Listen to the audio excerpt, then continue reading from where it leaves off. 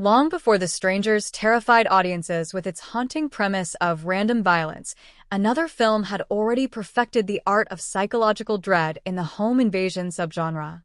That film was Funny Games, a shocking Austrian horror that debuted in 1997 and remains one of the most disturbing portrayals of senseless cruelty ever captured on screen.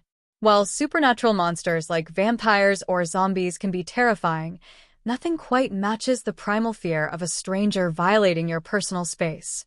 Home invasion horror thrives on this very idea, and few films capture it with as much raw intensity as Funny Games. Written and directed by Michael Haneke, the film follows a family vacationing at their lakeside retreat, only to be held hostage by two disturbingly well-mannered young men, Peter and Paul.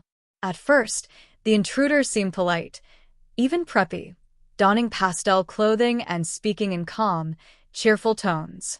But beneath their polished surface lies an unsettling darkness. They play mind games, torture their victims emotionally and physically, and engage in chilling acts of cruelty for no apparent reason beyond their own amusement. From the moment Paul casually announces he's killed the family dog, the illusion of safety collapses. And unlike typical masked villains, Peter and Paul make no effort to conceal their identities.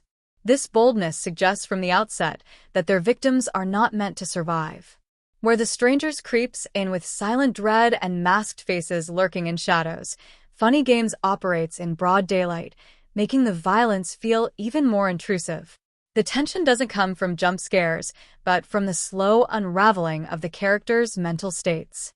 The family, George, Anna, and their young son, are reduced to pawns in the intruder's twisted game, and the audience is made to suffer alongside them.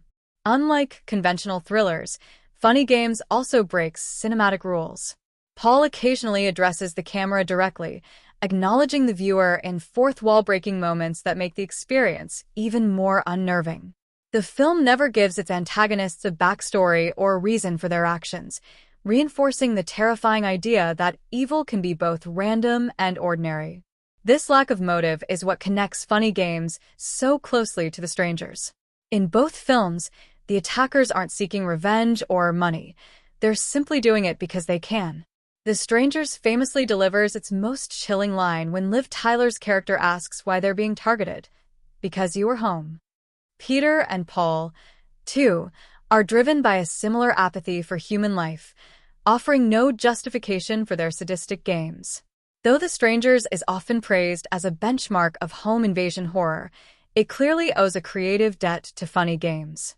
The oppressive stillness, the cat-and-mouse dynamic, the psychological torment, it was all there in Hanke's original vision. And while The Strangers leans into horror aesthetics like shadows, isolation, and suspenseful music, Funny Games strips everything down to a sterile, sunlit hellscape where terror happens in plain view. In the years since Funny Games, many other films have adopted its techniques, from The Purge to Hush and You're Next. But few have matched its unflinching portrayal of random violence. By turning the camera on the audience and daring them to keep watching, Hanke crafted a horror film that's as much a critique of voyeurism as it is a psychological nightmare. Ultimately, Funny Games didn't just contribute to the home invasion genre, it redefined it. And more than a decade later, The Strangers walked through the door that Hanke kicked open.